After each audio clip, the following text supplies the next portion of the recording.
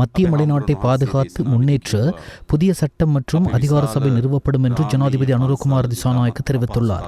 டித்வா சூறாவளியால் சேதமடைந்த மத தலங்களை புனரமைப்பதற்கான கட்டியெழுப்புவோம் ஒன்றிணைந்த உறுதியுடன் தேசிய வேலை திட்டத்தின் ஆரம்ப நிகழ்வு இன்று முற்பகல் கம்பள துரகல பீகாக்கில் குடியிருப்பின் ஸ்ரீ போதிருக்காராம விஹாரையில் ஜனாதிபதி தலைமையில் நடைபெற்றது. இந்நிகழ்வில் கலந்து கொண்டு உரையாற்றிய போதே ஜனாதிபதி இதனை குறிப்பிட்டார். அனர்த்தத்தை தொடர்ந்து 1000க்கும் மேற்பட்ட மத கலாச்சார மற்றும் தொல்பொருள் தளங்கள் சேதமடைந்தன. அந்த இடங்களில் தேவையான புனரமைப்பு பணிகளை உடனடியாக தொடங்கி அவற்றை முன்னேற்ற இருந்த நிலைக்கு மீள கட்டியெழுப்புவதற்கான அனைத்து புனரமைப்பு பணிகளையும் குறித்த இடங்களில் தொல்லியல் பெறுமதியை பாதுகாக்கும் வகையில் மகாசங்கத்தினர் உட்பட ஏனைய மத தலைவர்களின் வழிகாட்டுதலின் கீழ் மேற்கொள்வதே அரசாங்கத்தின் எதிர்பார்ப்பாகும். மத்திய மலைநாட்டை பாதுகாத்து முன்னேற்ற புதிய சட்டம் மற்றும் அதிகார சபை நிறுவப்படும் என்றும் கிராமப்புற வறுமையை ஒழிக்கவும் மக்களின் வாழ்க்கையை மேம்படுத்தவும் அரசாங்கம் தற்போது அதிக பணிகளை செய்து வருவதாகவும் குறிப்பிட்ட ஜனாதிபதி முதலாம் தரத்திற்கான புதிய கல்வி மறுசீரமைப்புகள் 29ஆம் தேதி ஆரம்பிக்கப்படும் என்று தெரிவித்தார். மேலும் வரலாற்றில் முதன்முறையாக இந்த பிப்ரவரி மாதத்தில் தோட்ட தொழிலாளர்கள் 1750 ரூபாய் நாளாந்த சம்பளம் பெறுவார்கள் என்றும் அவர் சுட்டிக்காட்டினார். இவை அனைத்திற்கும் மத்தியில் சிறந்த மனித உறவுகளை கொண்ட ஒரு சமூகம் தேவை என்றும் அரசு அதிகாரிகளுக்கு சேவைகளை பெற்றுக்கொள்ள வருகின்ற மக்களுக்கிடையிலான உறவு, மகாசங்கத்தினருக்கும் நிர்வாக சபைக்கும் இடையிலான உறவு, பாடசாலை ஆசிரியர்களுக்கும் பிள்ளைகளுக்கும் இடையிலான உறவு உட்பட இந்த அனைத்து உறவுகளும் இன்று வீழ்ச்சிக்கு உள்ளாகிவிட்டன என்றும் நாட்டை சமூக ரீதியாக கட்டியெழுப்ப இந்த உறவுகள் அனைத்தும் மீண்டும் சிறந்த முறையில் பேணப்பட வேண்டும் என்றும் சுட்டிக்காட்டியதுடன் மகாசங்கத்தினர் உட்பட மத தலைவர்களுக்கு இந்த விடயத்தில் பெரும் பங்கு உண்டு என்றும் ஜனாதிபதி இதன் போது குறிப்பிட்டார். அரச கதிரியக்க தொழில்நுட்பவியலாளர்கள் சங்கம் நாளை காலை 8 மணி முதல் நாடு முழுவதும் உள்ள வைத்தியசாலைகளில் தொடர் பணி புறக்கணிப்பில் ஈடுபட தீர்மானித்துள்ளது.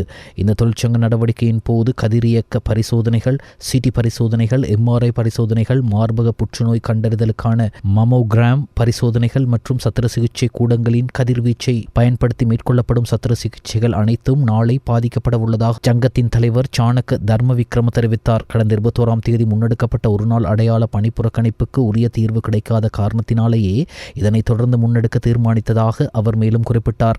மாளிகாவத் வைத்தியசாலையில் தகுதியற்ற நபர்களால் நோயாளிகளுக்கு கதிரியக்க பரிசோதனைகள் மேற்கொள்ளப்படுவதை எதிர்த்தே அரச கதிரியக்க தொழில்நுட்பவியலாளர்கள் சங்கம் இந்த தொழிற்சங்க நடவடிக்கையை எடுத்துள்ளது. கல்வி சீர்திருத்தம் தொடர்பாக அரசாங்கம் முறையான கலந்துரையாடலை முன்னெடுத்தால் எதிர்க்கட்சி என்ற ரீதியில் நாம் எமது கருத்துக்களை முன்வைப்போம். இந்த சீர்திருத்தங்களை முறையாக முன்னெடுப்பதற்கு ஒத்துழைப்பை வழங்க நாம் தயார் என எதிர்க்கட்சித் தலைவர் சஜித் பிரேமதாச தெரிவித்தார். விசேட அறிவித்தல் ஒன்றை வெளியிட்டு அவர் இதனை குறிப்பிட்டார். இது தொடர்பாக மேலும் அவர் கருத்து தெரிவிக்கையில், பலவீனமான இந்த அரசாங்கத்தின் கல்வி சீர்திருத்தங்களால் பெருமளவான மாணவர்கள் பாதிக்கப்பட்டுள்ளனர். கல்வி சீர்திருத்தங்களை இடைநிறுத்திய பழியை எதிர்க்கட்சியின் மீது போடுவதற்கு அரசாங்கம் முயல்கின்றனர். ஆனால் அந்த சீர்திருத்தங்களை தற்போதைய ஜனாதிபதி தலைமையிலான அரசாங்கமே இடைநிறுத்தியது. 6ஆம் தரம் முதல் கல்வி சீர்திருத்தங்கள் முன்னெடுக்கப்படும் என லட்சக்கணக்கான பெற்றோர்களும் பிள்ளைகளும் எதிர்பார்த்து கொண்டிருந்தனர். அரசாங்கம் இதனை ஒத்திவைத்ததன் காரணமாக அவர்களின் எதிர்பார்ப்புகள் காணல் நீராக மாறி போயுள்ளன. எனவே கல்வித்துறையை சேர்ந்த நிபுணர்களுடன் கலந்துரையாடி பொருத்தமற்ற விடயங்களை நீக்கி சரியாகவும் விரைந்தும் இந்த வருடமே இந்த கல்வி சீர்திருத்தங்களை நடைமுறைப்படுத்த வேண்டும். கல்வித்துறையில் முற்போக்காக செயற்படும் நிபுணர்கள் பலர் உள்ளனர். அவர்களுடன் கலந்துரையாடி முற்போக்கான முடிவை எடுக்குமாறு யோசனையை முன்வை கல்வி சீர்திருத்தம் தொடர்பாக அரசாங்கம் முறையான கலந்துரையாடலை முன்னெடுத்தால் எதிர்க்கட்சியும் தங்கள் கருத்துக்களை முன்வைப்போம். இந்த சீர்திருத்தங்களை முறையாக முன்னெடுப்பதற்கு ஒத்துழைப்பை வழங்க நாம் தயார் என்றார். தனிப்பட்ட காரணங்களினால் இன்றைய தினம் போலீஸ் நிதி குற்றப்புலனாய்வு பிரிவில் முன்னிலையாக முடியாது என ஷிரந்தி ராஜபக்ஷ அறிவித்துள்ளார். இதற்கமைய அங்கு முன்னிலையாவதற்காக அவர் 2 வார கால அவகாசத்தை கோரியுள்ளதாக தெரிவிக்கப்படுகிறது. முன்னாள் ஜனாதிபதி மஹிந்த ராஜபக்ஷவின் பாரியாரான ஷிரந்தி ராஜபக்ஷவிடம் வாக்குமூலம் ஒன்றை பெற்றுக்கொள்வதற்காக இன்றைய தினம் காலை 9 மணிக்கு போலீஸ் நிதி குற்றப்புலனாய்வு பிரிவிற்கு வருகை தருமாறு அழைப்பு விடுக்கப்பட்டிருந்தது. மஹிந்த ராஜபக்ஷ ஜனாதிபதியாக பதவி வகித்த காலத்தில் சிறிலிய எனும் பெயரில் முன்னெடுக்கப்பட்ட கணக்கின் நிதி முறைகேடுகள் தொடர்பான விசாரணைகளுக்காகவே இந்த அழைப்பு விடுக்கப்பட்டதாக போலீஸ் நிதி குற்றப்புலனாய்வு பிரிவு குறிப்பிட்டுள்ளது. தேசிய வீடமைப்பு திட்டம் பிரதமர் ஹரணி அமரசூரிய தலைமையில் நாளை காலையில் ஆரம்பிக்கப்பட உள்ளதாக வீடமைப்பு நிர்மாண மற்றும் நீர்வளங்கள் அமைச்சர் திரு HM சுசில் ரணசிங்க தெரிவித்துள்ளார்.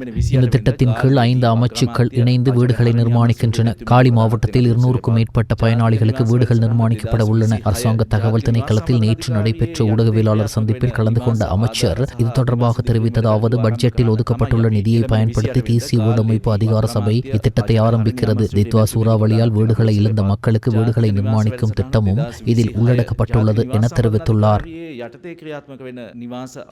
நாட்டில் பாடசாலை அனுமதி நடைமுறையில் ஒரு தரப்பினருக்கு மாத்திரம் விசேட சலுகைகள் வழங்க அரசாங்கம் முற்படுமானால் அதற்கு எதிராக ஒட்டுமொத்த ஆசிரியர் சங்கமும் வீதிக்கு இறங்கி போராடும் என அகில இலங்கை ஆசிரியர் சங்கத்தின் தலைவர் யவ்வல பஞ்சாசேகர தேரர் காட்டம் தெரிவித்துள்ளார். மருத்துவர்களின் பிள்ளைகளை விசேடமாக அனுமதிப்பதற்கு அரசாங்கம் சுற்று நிருபத்தை திருத்துமானால் அதே சலுகை ஆசிரியர்கள், அதிபர்கள் மற்றும் கல்வி உத்தியோகஸ்தர்களுக்கும் வழங்கப்பட வேண்டும். பாடசாலையில் கற்பித்தல் மற்றும் ஈடுபடுபவர்களின் பிள்ளைகளுக்கு அந்தந்த பாடசாலைகளிலேயே முன்னுரிமை வழங்கப்பட வேண்டும் எனவும் அவர் தெரிவித்துள்ளார். டித்வா சூறாவளியால் ஏற்பட்ட அனர்த்தம் காரணமாக ஏராளமான மக்கள் தமது வீடுகளையும் சொத்துக்களையும் இழந்துள்ளதால் பாதிக்கப்பட்ட மக்களை மீட்டெடுக்கவும் நாட்டை மீண்டும் கட்டியெழுப்பவும் அரசாங்கம் ரீபில்டிங் ஸ்ரீலங்கா வேலை திட்டத்தை ஆரம்பித்துள்ளது. அதன்படி அனர்த்தத்தால் வீடுகள் முற்றிலுமாக சேதமடைந்த குடும்பங்களுக்கு வீடுகளை நிர்மாணிக்கும் திட்டம் தற்போது நடைபெற்று வருவதோடு அதற்காக நாடு பூராகவும் உள்ள நன்கொடையாளர்களுக்கு காணிகளை நன்கொடையாக வழங்க வாய்ப்பு வழங்கப்பட்டுள்ளது. www.rebuildingsrilanka.gov.lk என்ற இணையதளத்தில் அல்லது 1800 என்ற தொலைபேசி இலக்கத்தை அழைப்பதன் மூலம் இது தொடர்பான மேலதிக தகவல்களை பெற்றுக் கொள்ளலாம். காணி நன்கொடையாளர்கள் பற்றிய தகவல்களை 0112331246 என்ற ஃபேக்ஸ் இலக்கத்திற்கு அனுப்பி வைக்கலாம். அனர்த்தத்தால் பாதிக்கப்பட்ட எந்த ஒரு பிரஜையையும் கைவிடாது அவர்களின் வாழ்க்கையை முன்பை விட உயர்தரத்திற்கு மீண்டும் கட்டியெழுப்புவதே அரசாங்கத்தின் எதிர்பார்ப்பாகும். அந்த சகோதர மக்களுக்காக ரீபில்டிங் ஸ்ரீலங்கா வேலை திட்டத்துடன் கைகோர்க்குமாறு நாடு பூராகவும் உள்ள அனைத்து நன்கொடையாளர்களுக்கும் அழைப்பு விடுக்கப்படுவதாக ஜனாதிபதி ஊடகப் பிரிவு அறிவித்துள்ளது. நீதிமன்றத்தை புறக்கணித்து வெளிநாடுகளுக்கு தப்பிச் சென்று தலைமறைவாகியுள்ள ஒழுங்கமைக்கப்பட்ட குற்றச்செயல்களில் ஈடுபடும் குற்றவாளிகளை நாட்டுக்கு மீண்டும் அழைத்து வருதல் மற்றும் அவர்களுக்கு எதிராக சட்டத்தை அமுல்படுத்துவதற்கும் தேவையான அனைத்து நடவடிக்கைகளும் தீவிரப்படுத்தப்பட்டுள்ளதாக உதவி போலீஸ் அத்தியட்சகர் போலீஸ் ஊடக பேச்சாளர் FU வுட்லர் தெரிவித்தார். பத்திரமுள்ள பகுதியில் நேற்று இடம்பெற்ற ஊடகவியலாளர் சந்திப்பின் போதே அவர் இவ்வாறு தெரிவித்தார். நீதிமன்றத்தை புறக்கணித்து வெளிநாடுகளுக்கு தப்பிச் சென்று தலைமறைவாகியுள்ள ஒழுங்கமைக்கப்பட்ட குற்றச்செயல்களில் ஈடுபடும் குற்றவாளிகளை நாட்டுக்கு மீண்டும் அழைத்து வருவதற்கான விசேட நடவடிக்கை போலீஸ் மா அதிபரின் நேரடி மேற்பார்வையின் கீழ் திட்டமிட்ட முறையில் முன்னெடுக்கப்பட்டு வருகிறது. அரசாங்கத்தின் ஒத்துழைப்புடன் 2026 ஆண்டிலும் இத்திட்டம் வெற்றிகரமாக முன்னெடுக்கப்பட்டு வருகிறது. அதேபோன்று கடந்த 2024 ஆண்டில் 10 சந்தேக நபர்களையும் 2025 ஆண்டில் 11 சந்தேக நபர்களையும் வெளிநாடுகளிலிருந்து எம்மால் நாட்டுக்கு அழைத்து வர முடிந்தது. அதற்கமைய இந்த வருடம் கடந்த சில தினங்களுக்கு முன்னர் இந்தியாவில் இருந்து மற்றும் ஒரு சந்தேக நபர் நாட்டுக்கு அழைத்து வரப்பட்டார் என்று அவர் தெரிவித்தார். கொழும்பில் உள்ள இந்திய உயர்ஸ்தானிகர் ஆலயம் இந்தியாவின் 77வது குடியரசு தினத்தை நேற்று திங்கட்கிழமை கொழும்பில் கொண்டாடியது. உலகில் மிக நீளமான எழுதப்பட்ட அரசியலமைப்பான இந்திய அரசியலமைப்பு 1950 ஜனவரி 26 நடைமுறைப்படுத்தப்பட்ட நாள் இந்திய குடியரசு தினமாக கொண்டாடப்படுகிறது. இலங்கைக்கான இந்திய உயர்ஸ்தானிகர் சந்தோஷ் ஜாவின் உத்தியோகபூர்வ இந்திய இல்லத்தில் இந்நிகழ்வு ஏற்பாடு செய்யப்பட்டிருந்தது. உயர்ஸ்தானிகரால் இந்திய தேசிய கொடியேற்றி வைக்கப்பட்டு நிகழ்வுகள் ஆரம்பித்து வைக்கப்பட்டன. இந்நிகழ்வில் இந்திய ஜனாதிபதியின் குடியரசு தின உரையை முக்கிய பகுதிகளையும் உயர்ஸ்தானிகர் வாசித்தார். இந்நிகழ்வில் இலங்கை கடற்படை இசைக்குழுவின் தேசபக்தி பாடல்கள் மற்றும் உயர்ஸ்தானிகர் ஆலயத்தின் கலாச்சார பிரிவின் சுவாமி விவேகானந்தா கலாச்சார மையத்தினால் ஏற்பாடு செய்யப்பட்ட கலாச்சார நிகழ்ச்சிகளும் இடம்பெற்றன. இந்தியாவின் செழுமையான பன்முகத்தன்மையை பறைச்சாற்றும் வகையில் நடனம் மற்றும் இசை நிகழ்ச்சிகள் அமைந்திருந்தன. இந்தியாவின் தேசிய பாடலான வந்தே மாதரம் இயற்றப்பட்டு 150 ஆண்டுகள் நிறைவடையும் ஒரு மைல்கல் ஆண்டாகவும் இது அமைகிறது. இந்த நிகழ்வுகள் ஆரம்பமாக முன்னர் இந்திய உயர்ஸ்தானிகர் மற்றும் உயர்ஸ்தானிகர் ஆலய அதிகாரிகள் இந்திய அமைதி காக்கும் படையினரின் நினைவு சின்னத்தில் உயிர்நீத்த வீரர்களுக்கு அஞ்சலி செலுத்தினர். மேலும் இந்திய கடலோர காவல் படையின் வராஹா மற்றும் அதுல்யா ஆகிய 2 கப்பல்கள் இலங்கையை வந்தடைந்துள்ளன. மேலும் குடியரசு தினத்தை முன்னிட்டு நேற்று மாலை இந்திய இல்லத்தில் உத்தியோகபூர்வ வரவேற்பு நிகழ்வும் ஏற்பாடு செய்யப்பட்டிருந்தது. இந்நிகழ்வில் முன்னாள் ஜனாதிபதிகள், தற்போதைய அரசாங்கத்தின் அமைச்சர்கள், ஆளும் மற்றும் எதிர்க்கட்சியின் பாராளுமன்ற உறுப்பினர்கள் என பல முக்கியஸ்தர்களும் கலந்து கொண்டிருந்தனர். இதேவேளை அம்மந்தோட்ட மற்றும் யாழ்ப்பாணத்தில் உள்ள இந்திய தூதரகங்கள் மேலும் கண்டியில் உள்ள இந்திய உயர்ஸ்தானிகர் ஆலயம் ஆகியவையும் சிறப்பு நிகழ்ச்சிகளை ஏற்பாடு செய்து இந்தியாவின் 77வது குடியரசு தினத்தை கொண்டாடியமை குறிப்பிடத்தக்கது. இலங்கை சுங்கத்தின் தற்காலிக தரவுகள் மற்றும் ஏற்றுமதி புள்ளி விவரங்களின் அடிப்படையில் மாணிக்க கற்கள் மற்றும் ஆபரணங்கள் மற்றும் பெட்ரோலிய உற்பத்தி பொருட்கள் உள்ளிட்ட மொத்த ஏற்றுமதி வருமானம் 17,252.15 மில்லியன் அமெரிக்க டாலர்கள் என இலங்கை ஏற்றுமதி அபிவிருத்தி சபை தெரிவித்துள்ளது. 2025ஆம் ஆண்டில் இலங்கையின் ஏற்றுமதி துறையானது அதன் வளர்ச்சி வேகத்தை வலுவாக தக்க வைத்துக் கொண்டதுடன் 5.6% வருடாந்த வளர்ச்சியை பதிவு செய்துள்ளது. இது நிலையான வளர்ச்சி மற்றும் மேம்பட்டு வரும் வெளிநாட்டு வர்த்தக சூழலை காட்டுகிறது. 2025 டிசம்பர் மாதத்தில் மட்டும் பொருட்கள் மற்றும் சேவைகள் துறையின் மொத்த ஏற்றுமதி வருமானம் 1,490.49 மில்லியன் அமெரிக்க டாலர்களாகும். இது 2024 டிசம்பர் மாதத்துடன் ஒப்பிடுகையில் 3.95% வளர்ச்சியாகும். இந்த சாதனை இலங்கை ஏற்றுமதி துறையின் பலத்தையும் உலகளாவிய ரீதியில் சந்தை போட்டியை எதிர்கொள்ள எடுக்கப்பட்ட மூலோபாயங்களின் வெற்றியையும் எடுத்து காட்டுகிறது. இதுகுறித்து கருத்து தெரிவித்த ஏற்றுமதி அபிவிருத்தி சபையின் தலைவரும் பிரதம நிறைவேற்று அதிகாரியுமான மங்கள விஜயசிங்க 2025ஆம் ஆண்டில் ஈட்டப்பட்ட 17,252.15 மில்லியன் டாலர் வருமானமானது நிர்ணயிக்கப்பட்ட ஏற்றுமதி இலக்கில் 94.79க்கும் அதிகமானதென தெரிவித்தார். பிரதான சந்தைகள் வளமைக்கு திரும்பியமை, நிலையான உற்பத்தி திறன் மற்றும் ஏற்றுமதி அபிவிருத்தி உத்திகளை சரியாக நடைமுறைப்படுத்தியமை போன்ற காரணிகளை இந்த வெற்றிக்கு காரணம் என அவர் மேலும் குறிப்பிட்டார். கொழும்பு துறைமுகத்திற்கு அருகில் கடலில் தீப்பிடித்த எக்ஸ்பிரஸ் பேர்ல் கப்பலின் உள்நாட்டு பிரதிநிதி நிறுவனத்தின் இயக்குநர்களுக்கு நாட்டை விட்டு வெளியேறுவதை தடுக்கும் வகையில் கொழும்பு நீதவான் நீதிமன்றத்தாலும் கொழும்பு உயர்நீதிமன்றத்தாலும் உத்தரவுகள் பெறப்பட்டுள்ளதாக சட்டமா அதிபர் நேற்று உயர்நீதிமன்றத்திற்கு அறிவித்துள்ளார். குறித்த சம்பவம் தொடர்பில் தாக்கல் செய்யப்பட்ட அடிப்படை உரிமைகள் மனுக்களின் தீர்ப்புகள் எவ்வாறு அமுல்படுத்தப்பட்டுள்ளன என்பதை பரிசீலனை செய்வதற்காக அந்த மனுக்கள் நேற்று மீண்டும் அழைக்கப்பட்ட போது சட்டமா அதிபரை பிரதிநிதித்து ஆஜரான மேலதிக சொலிசிட்டர் ஜெனரல் நெரின் புள்ளே இந்த அறிவிப்பை வழங்கியுள்ளார். இலங்கையின் முன்னணி மொபைல் தொழில்நுட்ப விற்பனையாளர்கள் டாக்டர் மொபைல் கடந்த ஒரு தசாப்தத்திற்கும் மேலாக இலங்கையில் வாடிக்கையாளர்களுக்கு சேவை செய்து வரும் முன்னணி மொபைல் போன் மற்றும் உபகரண வழங்குநராக திகழ்கிறது. நம்பகமான லைவ் ஷாப்பிங் அனுபவத்தையும் சிரமமற்ற ஆன்லைன் கொள்முதல் வசதியையும் வழங்கி வசதி, தரம் மற்றும் மன நிம்மதியை உறுதி செய்கிறது. சுவை, நத்திங், டூகி மற்றும் கூல்பேட் போன்ற சர்வதேச அளவில் அறியப்பட்ட பிராண்டுகளின் தேசிய விநியோகஸ்தராக நாம் செயல்படுகிறோம். புதுமை, நம்பகத்தன்மை மற்றும் மகிழ்ச்சியான அனுபவத்துடன் எங்கள் வாடிக்கையாளர்களுக்கு தொடர்ந்து சேவை செய்து வருகிறோம். நேரடி பழுதுபார்த்தல் சேவைகளில் நாங்கள் நிபுணர்கள். திறமையான தொழில் நிபுணர்களால் உங்கள் கண்முன்னே விரைவாகவும் வெளிப்படையாகவும் தொழில்முறையிலும் பழுதுபார்த்தல் மேற்கொள்ளப்படுகிறது. மிகுந்த மகிழ்ச்சியுடன் பம்பலப்பேட்டியவில் எங்களின் புதிய பிரீமியர் ஷோரூம் திறப்பு விழாவை அறிவிக்கிறோம். இங்கு உயர்தர தயாரிப்புகளின் பரந்த வரிசை, நேரடி பழுதுபார்த்தல் வசதிகள் மற்றும் உண்மையான பிரீமியம் சேவை அனுபவம் உங்களுக்காக காத்திருக்கிறது. உங்கள் கொள்முதலை மேலும் எளிதாக்க பேசி, கோகோ, மின்பே மற்றும் ஸ்னாப்பே ஆதரவுடன் கடன் அட்டை இருப்பினும் இல்லாவிட்டாலும் தவணை கட்டண வசதிகள் வழங்கப்படுகின்றன. டாக்டர் மொபைலில் நாங்கள் தொழில்நுட்பத்தை மட்டும் விற்கவில்லை, நம்பிக்கை, தரம் மற்றும் மகிழ்ச்சியை வழங்குகிறோம் என கூறியுள்ளனர். I'm the director of Dr. Mobile. I'm Nazik Nias. Actually, we are into mobile phones, right? Mobile repairs and mobile accessories. So we get all the premium brands with us. Right? And the pricing, of course, I would say we are mainly focusing on online platform now. Right? So it's www.drmobile.lk. where you will be getting daily offers in the website where anyone else in the country could give.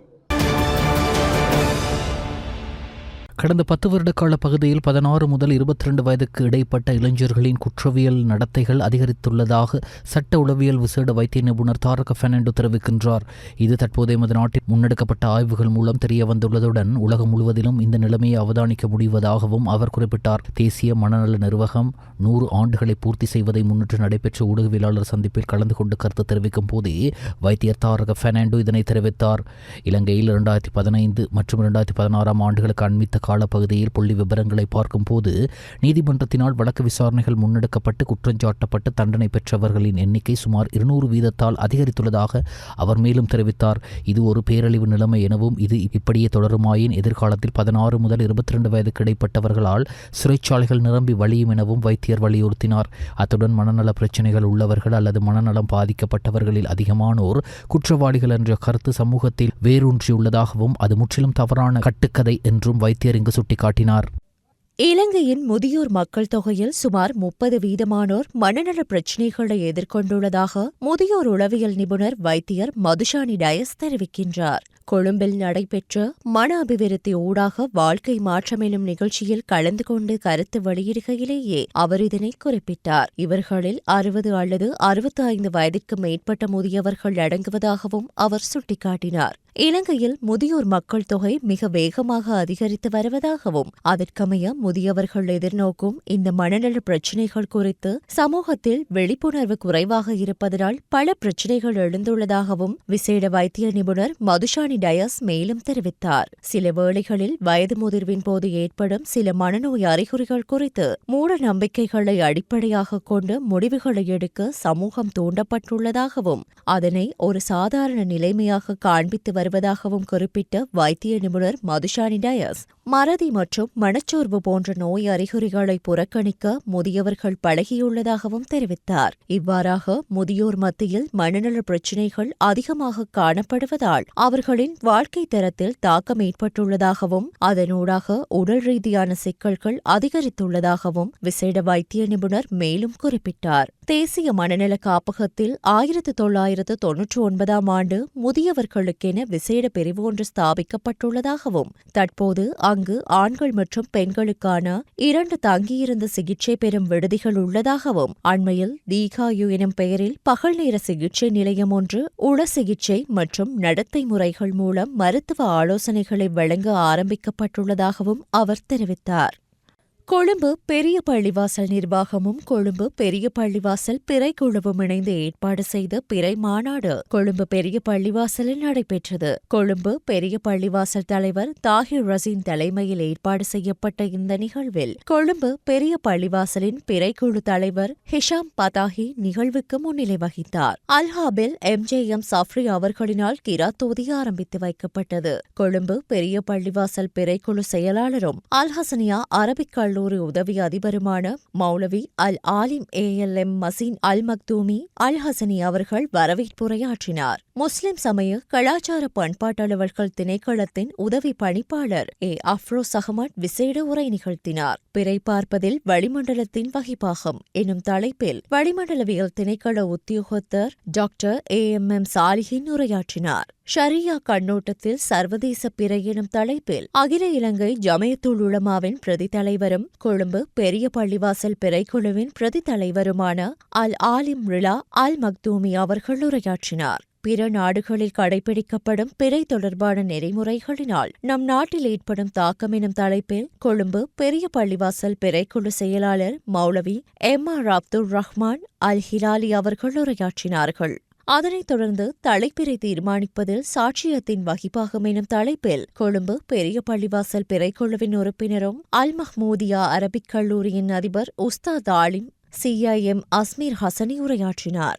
அதனைத் தொடர்ந்து கொழும்பு பெரிய பள்ளிவாசல் செயலாளர் அல்ஹாஜ் ஃபாரிஸ் ஃபஸ்மியா அவர்கள் நன்றியுரை தெரிவித்தார். இந்நிகழ்வில் உலமாக்கள், புத்திஜீவிகள், ஊடகவியலாளர்கள் உட்பட பிரமுகர்கள் பலரும் கலந்து சிறப்பித்த இந்த நிகழ்வில் திகாரி அல் ஹசனியா அரபிக் கல்லூரி, மலேசியா, கம்போடியா, மடகஸ்கர் மாணவர்களினால் கசீதா இடம்பெற்றமை குறிப்பிடத்தக்கது. நுவரெலியாவில் பிக்மி சேவைக்கு எதிராக நுவரெலிய சாரதி சங்கத்தினர் போராட்டம் ஒன்றை முன்னெடுத்துள்ளனர். இந்த போராட்டமானது நேற்று நுவரெலிய அஞ்சல் தலைமையகத்திற்கு முன்பாக இடம்பெற்றது. குறித்த போராட்டத்தில் ஈடுபட்ட சாரதிகள் கருத்து தெரிவிக்கையில் பிக்மி செயலியை நிரந்தரமாக அறிமுகம் செய்தால் சுற்றுலா பயணிகளுக்கு மற்றும் பொதுமக்களுக்கு அதனை பயன்படுத்த தொடங்கிவிடுவார்கள். இதன் காரணமாக நீண்ட காலமாக முச்சக்கர வண்டி மற்றும் ஏனைய வாகனங்களில் வாழ்வாதாரமாக கொண்டு செயற்படுபவர்களுக்கு பெரும் பாதிப்பினை ஏற்படுத்தக்கூடும். மேலும் நுவரெலியா சுற்றுலாவிற்கு ஒரு பிரதான தலமாகும். இங்கே ஏராளமான சுற்றுலா பயணிகள் வந்த வண்ணம் உள்ளனர். இவர்களிடம் பிக்மி செயலி மூலம் இரகசியமான முறையில் பணம் பரிமாற்றம் செய்து ஏற்றி செல்கின்றனர். அத்துடன் கூடிய தூரத்திற்கு குறைந்தளவு பணத்தை வாங்கிக் கொண்டு பயணத்தை ஆரம்பிக்கிறார்கள். இதுபோன்று செய்தால் காலை முதல் இரவு வரை இந்த தொழிலை நம்பியிருப்பவர்களின் வாழ்வாதாரம் பாதிக்கப்படும். பிக்மி மூலம் நுவரெலியா வெளி நகர்களில் இருந்து வருபவர்கள் நுவரெலியாவில் இருந்து பயணிகளை ஏற்றி செல்கின்றனர். அதனால் இவ்வாறு பயணிகளை ஏற்றி செல்ல அனுமதிக்க கூடாது என்று அவ்வாறு முறைப்பாடு ஒன்றை சாரதிகள் சங்கம் கடிதம் ஒன்றின் மூலம் சாரதிகள் கையொப்பமிட்டு நுவரெலியா போலீஸ் நிலையத்தில் கையளிக்கப்பட்டுள்ளது. போராட்டக்காரர்கள் எதிர்ப்பு தெரிவித்துள்ளனர். போராட்டத்தில் ஈடுபட்ட மக்கள் பல்வேறு வாசகங்கள் எழுதப்பட்ட பதாதைகள் ஏந்தியவாறு கோஷங்களை எழுப்பி போராட்டத்தில் ஈடுபட்டனர். வாசகங்கள் எழுதப்பட்ட பதாதைகள் காட்சிப்படுத்தப்பட்டமை குறிப்பிடத்தக்கது.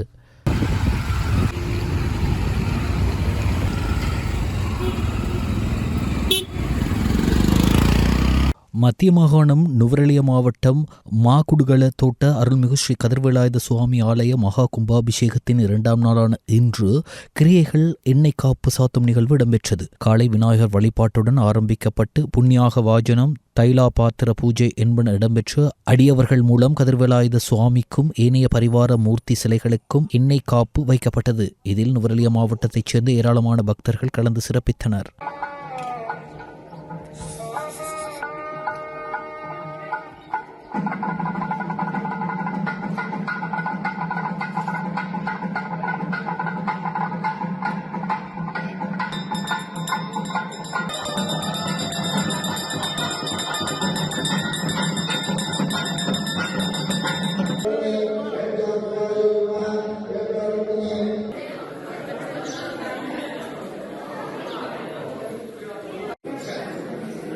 வடமத்திய மற்றும் கிழக்கு மாகாணங்களில் சிறிதளவில் மழை பெய்யும் என எதிர்பார்க்கப்படுகின்றது. சப்ரகமோ மாகாணத்திலும் காலி மற்றும் மாத்தறை மாவட்டங்களிலும் சில இடங்களில் பிற்பகல் 2 மணிக்கு பின்னர் மழையோ அல்லது இடியுடன் கூடிய மழையோ பெய்யக்கூடிய சாத்தியம் காணப்படுகின்றது. மத்திய மலைநாட்டின் கிழக்கு சரிவு பகுதிகளிலும் வடக்கு வடமத்திய வடமேல் கிழக்கு மற்றும் ஓவா மாகாணங்களிலும் மாத்தறை மற்றும் ஹம்பாந்தோட்டை மாவட்டங்களிலும் அவ்வப்போது மணித்தியாலத்திற்கு 30 தொடக்கம் 40 கிலோமீட்டர் வரையான வேகத்தில் ஓரளவு பலத்த காற்று வீசக்கூடும் எனவும் எதிர்பார்க்கப்படுகின்றது. மேல் சப்ரகமுவ மத்திய மற்றும் ஓவா மாகாணங்களிலும் காலி மற்றும் மாத்தறை மாவட்டங்களிலும் சில இடங்களில் அதிகாலை வேளையில் பனிமூட்டமான நிலை காணப்படும் என எதிர்பார்க்கப்படுகிறது. மாமல்லபுரத்தில் தமிழக வெற்றிக் கழகத்தின் செயல் வீரர்கள் கூட்டம் அக்கட்சியின் தலைவர் விஜய் தலைமையில் நேற்று நடைபெற்றது. அப்போது நிர்வாகிகளை ஊக்குவிக்கும் வகையில் கதையொன்று சொல்வதாக விஜய் ஆரம்பித்தார். அவர் கூறியதாவது: சொந்த நாட்டையே ஒரு கூட்டம் அபகரிக்கிறது. சொந்த நாட்டிலேயே இருக்க முடியாத அளவிற்கு ஒரு நெருக்கடி ஏற்படுகிறது. அதனால் வேறு வழியில்லாமல் சொந்த நாட்டை விட்டு வெளியேறி காடு மழையின மறைந்து வாழ வேண்டிய ஒரு சூழல் ஏற்படுகிறது. என்னடா இப்படியே ஓடிக்கொண்டிருக்கின்றோமே என்று நட்பு கூட்டத்தை கூட்டி ஒரு பெரும் படையை திரட்டி அதிரடியாக ஒரு போரை நடத்தி அந்த நாட்டையே திரும்ப மீட்டு எடுத்தது யார் தெரியுமா? நம் கட்சியின் கொள்கை தலைவர்களில் ஒருவரான ராணி வேலுநாச்சியார் அவர்கள். அவர்களுக்கு நட்பு சக்தியாக கூட இருந்து உழைத்தது சின்ன மருது, பெரிய மருது மற்றும் சையை காரிகி. அவர்கள் 3 பேர்தான். அன்னைக்கு இருந்த ஆங்கிலேய படை, ஆற்காட்டு படை போன்று இங்கு என்னென்ன படை இருக்கிறது என்று உங்கள் எல்லாருக்கும் தெரியும். இந்த 2 படை மட்டுமல்ல, இன்னும் எத்தனை படைகள் வந்தாலும் எதிர்த்து நின்று போராடுவதற்கு நல்ல தலைமையும் இத்தனை சக்தியும் என்னோடு இருக்கும்போது நம் நாட்டை நம்மால் மீட்டெடுக்க முடியாதா என்ன? அதுவும் இந்த தமிழக வெற்றிக் கழக படை நட்பு சக்தி இருந்தாலும் இல்லை என்றாலும் தனியாளாக நின்று ஜெயிக்கும் படை. தைரியமான பெண்கள் நிறைந்த படை நம்முடன் இருக்கிறார்கள். பெண்கள் படை பார்த்துதான் அரசியல் அரங்கமே அதிர்ந்து போயிருக்கிறது. இவ்வாறு அவர் குறிப்பிட்டுள்ளார். இந்த விஜய் நம்ம பிள்ளையாச்சே, நம்ம அண்ணனாச்சே, நம்ம தம்பியாச்சேன்னு சொல்லி அவங்க மனசுல அப்படி தோணுது. அதனாலதான் நமக்கு அப்படி ஒரு இடத்தை கொடுத்து உள்ளன்போடு அள்ளி நம்மள அரவணைச்சுக்கிட்டு இருக்கிறாங்க. அப்படி நம்மள நம்புறவங்களுக்காக நாம உழைக்கிறது அது ஒரு பழக்கமாகி இப்ப அதுவே என்னுடைய ஒரு ஒரிஜினல் கேரக்டராவே மாறிடுச்சு.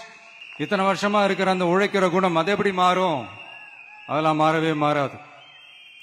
அரசியலுக்கு வந்ததுக்கு அப்புறமும் சரி, ஆட்சி அதிகாரத்துக்கு வந்ததுக்கு அப்புறமும் சரி, ஒன்னே ஒன்னு சொல்ற, எழுதி வச்சுக்கோங்க.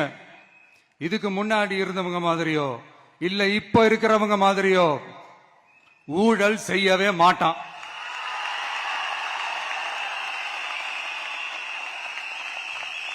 ஒரு பைசா தொட மாட்டான். எனக்கு அது அவசியமே இல்லை. புரிஞ்சுங்களா உங்களுக்கு? எனக்கு அதை தொட வேண்டிய அவசியமே இல்லை.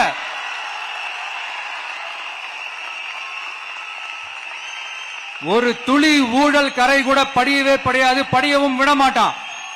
நீங்க கேட்கலாம், இது என்ன சினிமாவா? இது என்ன முதல்வன் படமா? ஒரே நாள் நம்ம இவர் எல்லாத்தையும் கிளீன் பண்ணிடுவாரான்னு நீங்க கேட்கலாம். ஓகே, பிராக்டிகலா அது பாசிபிள் இல்லதான். But it is a process, right? It is a process.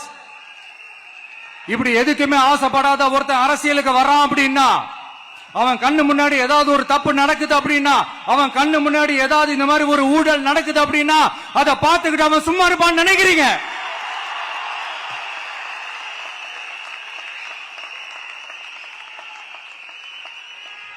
மத்திய கிரீஸ் நகரமான தெரிகளா அருகே உள்ள தொழிற்சாலையொன்றில் ஏற்பட்ட தீ விபத்தில் 3 பேர் உயிரிழந்துள்ளதாகவும் 2 பேரை காணவில்லை எனவும் அதிகாரிகள் தெரிவித்துள்ளனர். தீ விபத்து ஏற்படுவதற்கு முன்பு அங்கு வெடிப்பு சத்தம் கேட்டதாக கூறப்படுவதோடு தீ விபத்துக்கான காரணம் தொடர்பில் விசாரணை தொடர்ந்து நடைபெற்று வருகிறது.